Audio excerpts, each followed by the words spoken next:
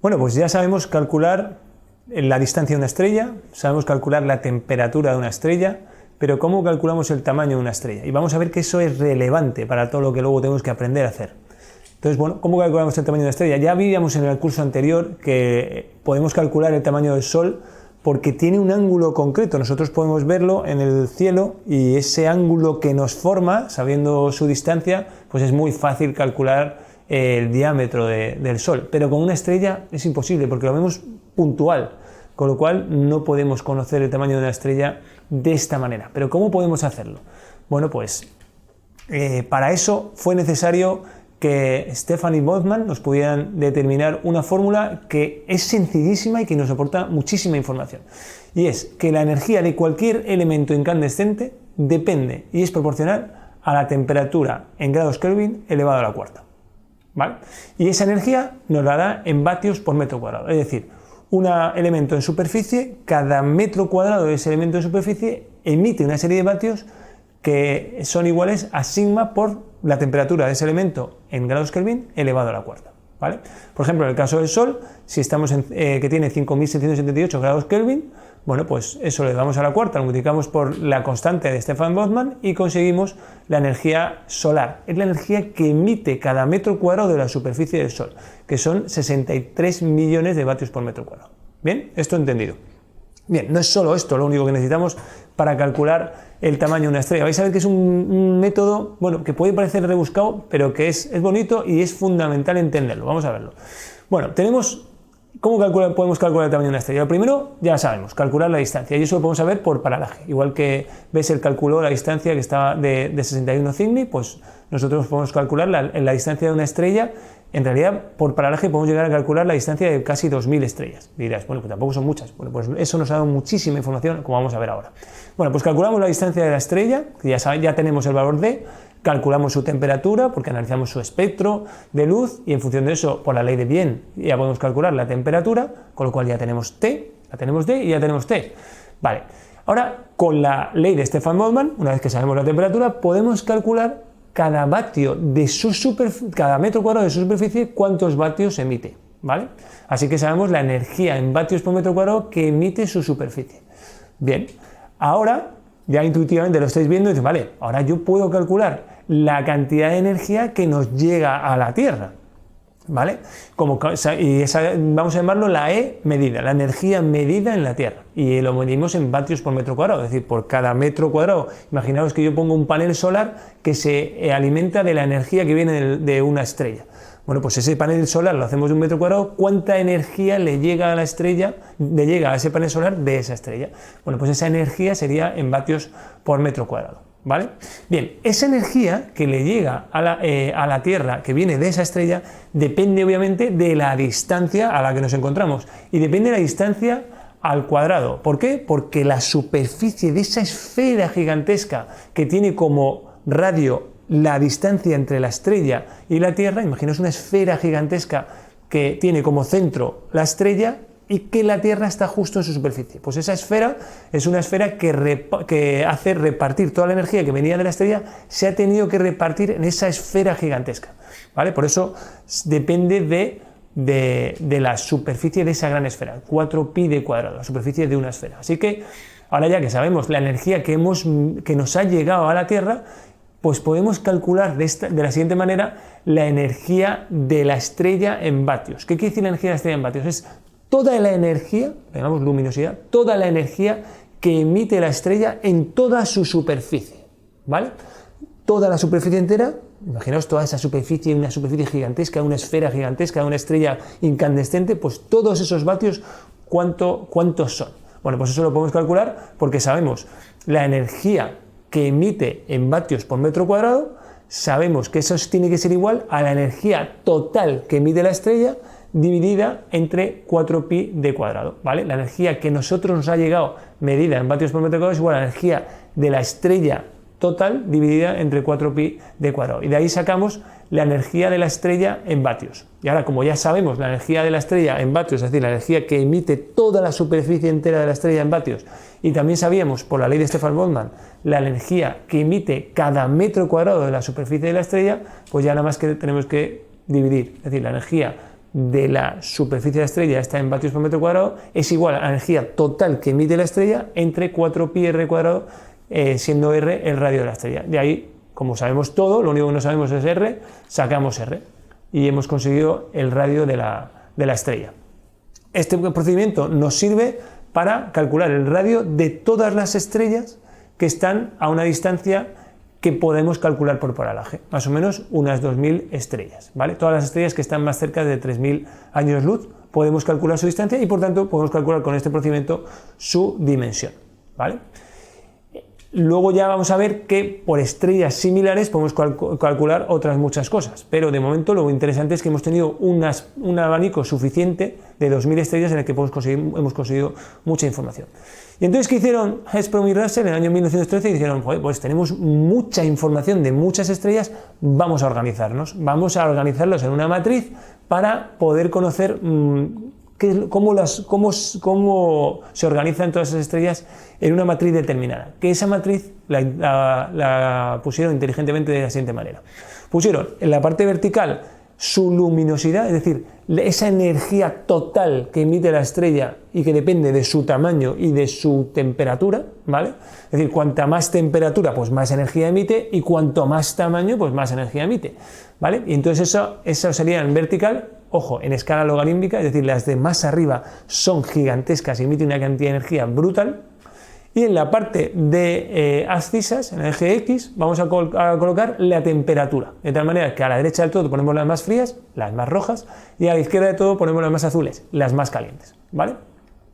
Y así, de esa manera, pues vamos calculando y vamos poniendo cada una de las estrellas. Aquí hago un inciso de cómo se calcula la luminosidad, pues es muy fácil, es la superficie de la esfera, 4πr², por la ley de Stefan-Boltzmann, por la constante de Stefan-Boltzmann, por la temperatura de la cuarta, es decir, vatios por metro cuadrado por metros cuadrados. Conseguimos todos los vatios que emite toda la superficie incandescente de la estrella, ¿vale? Pues ese es el dato que nos interesa. Por tanto, no nos interesa tanto el brillo, que el brillo depende de la distancia, y eso ya no es una cosa intrínseca de la estrella, es una cosa intrínseca de dónde estamos nosotros. Lo que nos interesa es la energía que realmente está emitiendo la estrella, la luminosidad. Eso es lo que ponemos en la parte vertical. Bueno, pues ordenando de esa manera podemos colocar algunas de las estrellas. Por ejemplo, Antares, que ya vimos en el curso anterior que era gigantesca y que es roja, así que la ponemos arriba del todo y a la derecha. O Rigel, que es muy grande y es azul, así que la colocamos muy arriba y a la izquierda. O Aldebarán, que es también bastante grande pero es naranja.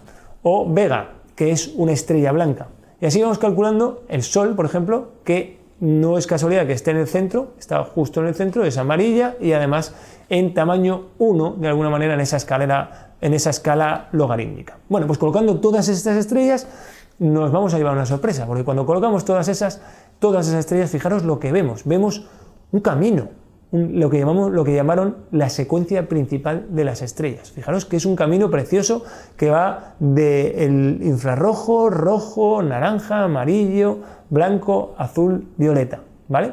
Esa es la secuencia principal. Luego tenemos un camino abajo que le llamamos el camino de la línea de enanas blancas, y luego otro camino que sale como del centro de la secuencia principal que va hacia la derecha. Y luego arriba del todo, no sé si lo veis, es un camino de las supergigantes que van de izquierda a derecha. Bueno, pues vamos a ver qué pasa con esa secuencia principal, que es la parte más importante. Bueno, pues lo que pasa en la secuencia principal es que todas esas estrellas que están en la secuencia principal son las que más hay. De las que más hay, están en la secuencia principal. ¿Por qué? Porque las estrellas, la mayor parte de su vida, están en la secuencia principal. Con lo cual es lógico que la mayor parte de las estrellas las veamos en la secuencia principal, porque la mayor parte de su vida están en la secuencia principal. Es decir, el 90% de su tiempo están en la secuencia principal, ¿vale? ¿Qué quiere decir eso? ¿Por qué está en la secuencia principal? Porque lo que está haciendo la estrella cuando está en la secuencia principal es consumiendo su combustible que tiene dentro. Es decir, el hidrógeno que tiene dentro lo va quemando y lo va convirtiendo en un gas noble. De tal manera que imaginaos como si fuera dos depósitos dentro de cada estrella. El depósito de gasolina, que es el hidrógeno, y el depósito de lo que sacamos por el tubo de escape, que es el helio, que es un gas noble que no hace nada ni puedes comer ya nunca más. Así que vamos quemando el hidrógeno y se va llenando el depósito de helio, se va vaciando el depósito de hidrógeno. Mientras tengamos hidrógeno, la estrella sigue en la secuencia principal, sigue quemando su hidrógeno, etcétera, etcétera, etcétera.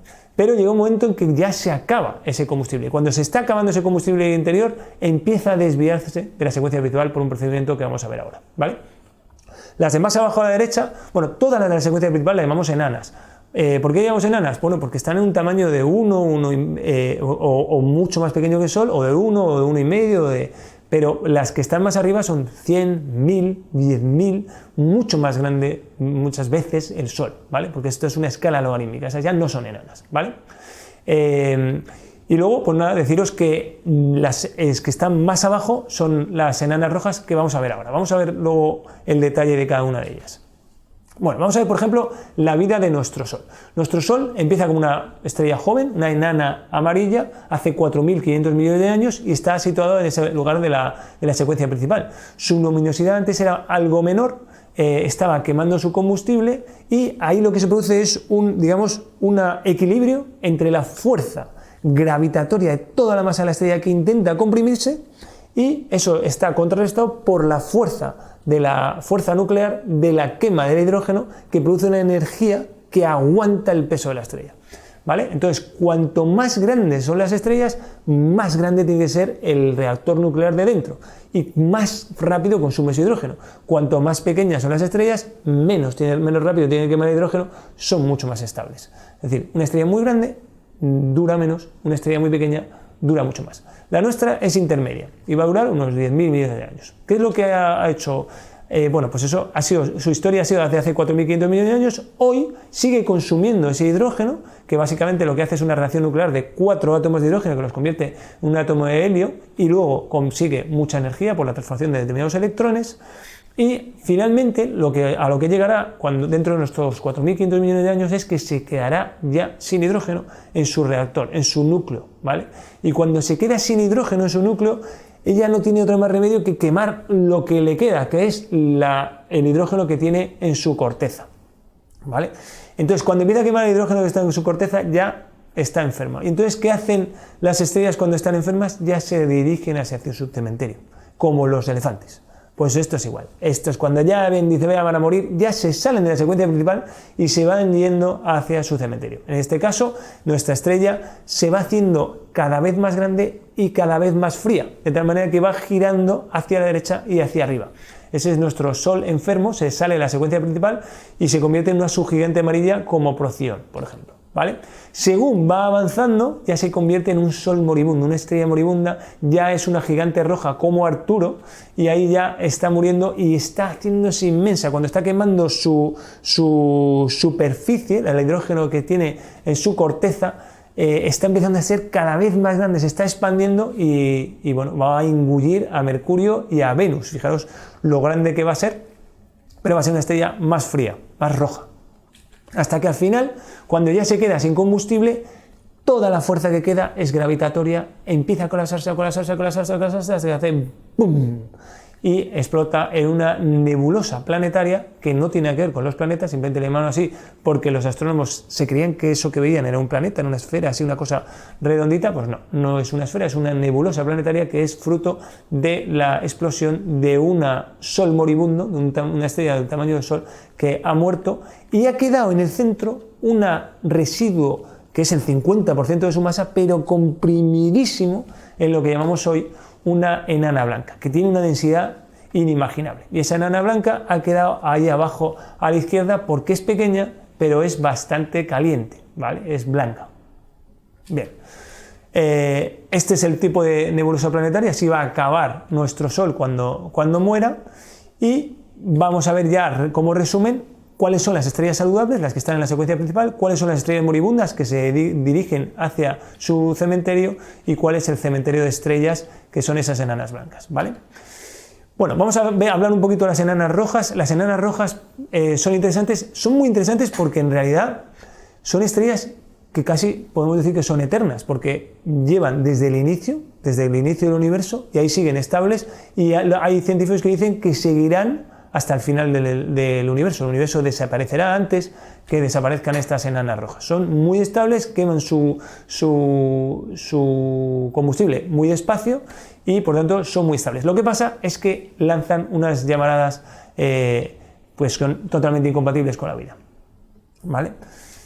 Y luego están las supergigantes, que son las que están más arriba de la secuencia principal. Y esas, como decíamos, son estrellas tan gigantes que toda su fuerza gravitatoria está demasiado comprimido el núcleo, y de repente tiene que el reactor nuclear hacer muchísima fuerza para sostener esa fuerza de compresión. Así que para sostenerla tiene que consumir muchísimo combustible, y lo consume muy rápido, y por tanto duran poco tiempo y son más inestables. Entonces Rigel es un ejemplo de estrella joven supergigante azul que evolucionará a ser una estrella como Deneb, que es una supergigante blanca, que evolucionará a ser una estrella como la estrella polar, que es una supergigante amarilla, que evolucionará a ser una ya gigantísima supergigante roja como es Antares y Betelgeuse, que son estrellas mucho más frías que están a punto de morir, que llamo estrellas agonizantes. ¿Cómo acaban? Cuando ya se quedan sin combustible, empiezan a comprimirse, ¡pum!, estallan, esta vez en una supernova, que es el fin de una estrella supergigante, ¿vale? Esta supernova, al final, de dentro queda un agujero negro que luego vamos a ver, ¿vale? Por eso esto es el resumen. Vamos a ver que los diferentes caminos que pueden tomar las estrellas para dirigirse hacia su final. Puede ser hacia acabar en una nebulosa planetaria como nuestro Sol, o una supernova como las supergigantes, ¿vale? En el año 1930, un indio de 19 años que se dirigía hacia Londres para estudiar en la universidad, mientras estaba en el barco, fue capaz de calcular cuál es el límite a partir del cual es posible que se forme la enana blanca o no. Se llama el límite de Chandrasekhar, porque es así como se llamaba este joven científico, ¿vale? Y él fue capaz de calcular cuáles serán las que iban a seguir un camino y cuáles serán las que iban a seguir el otro camino. Así que ese límite es el límite de Chandrasekhar, ¿vale? Bien, pues ese mismo límite lo explicamos aquí en este mismo esquema, y aquí podemos ver cómo las enanas rojas son totalmente estables, las estrellas como nuestro Sol son enanas amarillas que pueden acabar en gigantes rojas y al final acabar en una nebulosa planetaria, y finalmente queda un residuo que es la enana blanca, y luego a la derecha del límite de Chandrasekhar, es decir, las estrellas que son más grandes de 1,4 veces la masa del Sol, pues ya son estrellas supergigantes azules que pueden convertirse en supergigantes rojas, que acaban formando una supernova y finalmente un agujero negro o un pulsar, como veremos luego en los apuntes.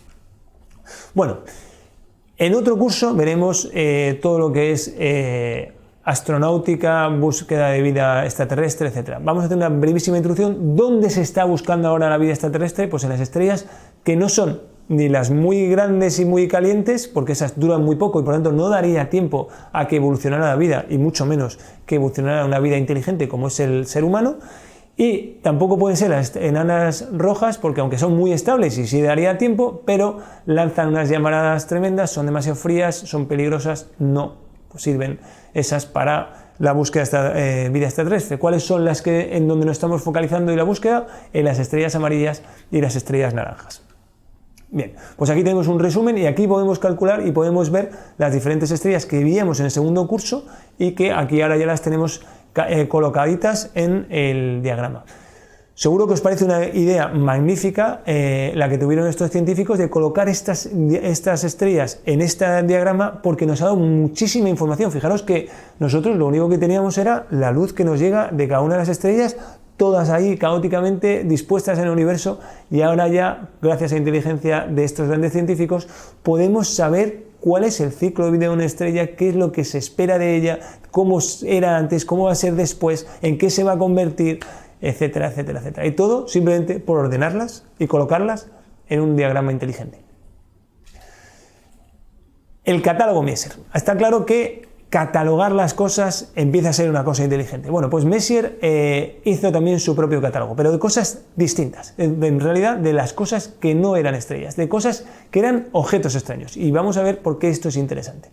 En el año 1682 un cometa atraviesa el cielo, y eso sirve de acicate, de estímulo a grandes mentes. Parece como que el cometa hubiera pasado ahí precisamente en un momento determinado para que las grandes mentes se pusieran a trabajar en ello. Newton, en el año 1787, saca sus leyes universales y las deduce 5 años después de haber pasado el cometa. Le había puesto en línea de trabajo. Y Halley en el año 1705 hace su previsión, como vamos a ver ahora. Bueno, este es un dibujo de la época en Glasgow, cómo vieron ese cometa pasar en el año 1782. ¿Por qué os hablo de este cometa? Bueno, pues porque Halley en el año 1705, aplicando las leyes de Newton, que en el año 1787 había deducido Newton, él predice y dice, bueno, pues ese cometa que yo vi en mi juventud en el año 1682 va a volver a pasar en el año 1758, que pasa cada 75 o 76 años. Desde entonces se llama el cometa Halley. Y él dedujo que en el año 1758 volvería a pasar. Lamentablemente él no lo vio porque murió antes, pero ya había muchísimos científicos pendientes de ver si efectivamente Halley tenía razón y estaban convencidos de que tenía razón. ¿Y quién fue uno de los que estaba buscando? Messier, en el año 1758, buscando desesperadamente ese cometa, a ver quién era el primero que veía el cometa Halley por primera vez después de su deducción. Y dice, quizá demasiado rápido, creo haber localizado el cometa. No era el cometa, resultó ser una nebulosa. Resultó ser en realidad la nebulosa del Cangrejo, como vamos a ver. Pero él dijo, bueno, estos tipos de fallos ya no se pueden volver a cometer. Así que empezó a desarrollar un catálogo de objetos extraños. En realidad, para él eran objetos que no eran cometas, porque estábamos buscando cometas y que vamos a descartar todos los objetos que no son cometas. Empieza a hacer un catálogo de objetos extraños que ni son estrellas ni son cometas y no sabemos muy bien qué son. Son cosas como nebulosas, ¿vale? Y ahí llegó a hacer un catálogo de incluso 103 objetos. Ahí ya tenemos 110, ¿vale? Este fue el error de Messier. Esta nebulosa del Cangrejo, que se llama desde entonces M1, ahora seguro que sabéis que hay muchas, el M57, el M102, el M25, el M tal, bueno, pues ese es el M1, el primer elemento que puso Messier en su catálogo, que fue su error, ¿vale? Pues este fue el error de Messier, la nebulosa del Cangrejo. ¿Y qué es la nebulosa del Cangrejo? Ya que estamos hablando de ella, vamos a ver porque es muy interesante. Bueno, pues fijaros, en el año 1054, Enrique III el Negro, emperador del Sacro Imperio Romano Germánico, cerca de Roma, en Tivoli, vislumbra y ve, como toda Italia, como toda Europa occidental, una estrella gigantesca que se ve durante el día. Y es una supernova, ¿vale? Esta supernova también la habían visto los árabes, los chinos, y en Japón también hay registros del año 1054, una estrella invitada ha aparecido en los grados de las constelaciones lunares de Zhuxi-Sen, o sea, de Orión, y se la ha visto emerger al este de Taurus. Es además más grande que Júpiter, fijaros, ¿vale? Eso es del año 1054. Bueno, pues esa supernova, el resto de esa supernova, lo que queda de esa supernova es la nebulosa del Cangrejo hoy, en el año 2023. Bien, Edwin Hubble sugiere que la nebulosa del Cangrejo es la que probablemente está formada por esa explosión de supernova. Hoy se ha podido deducir que efectivamente a partir de las distintas fotografías a lo largo de los años demuestran que esa supernova debió explotar hace 900 años. Así que efectivamente se ha demostrado que eso es el resto. Esta nebulosa es el resto de la supernova que explotó en el año 1054. Y nada más, simplemente deciros cómo se vería esa supernova en el cielo en aquella época, cuando estamos mirando al sur en invierno, porque esto que estamos viendo es Orión, y ahí estaríamos viendo una supernova gigantesca en el año 1054, ahí entre Júpiter y Marte. Por eso decíamos, es que se ve mucho más grande que Júpiter, está ahí al lado de Júpiter, y entre Júpiter y Marte tenemos que ver ahí una luz inmensa que se veía durante el día, y así se vería la supernova en aquella época, y luego desapareció.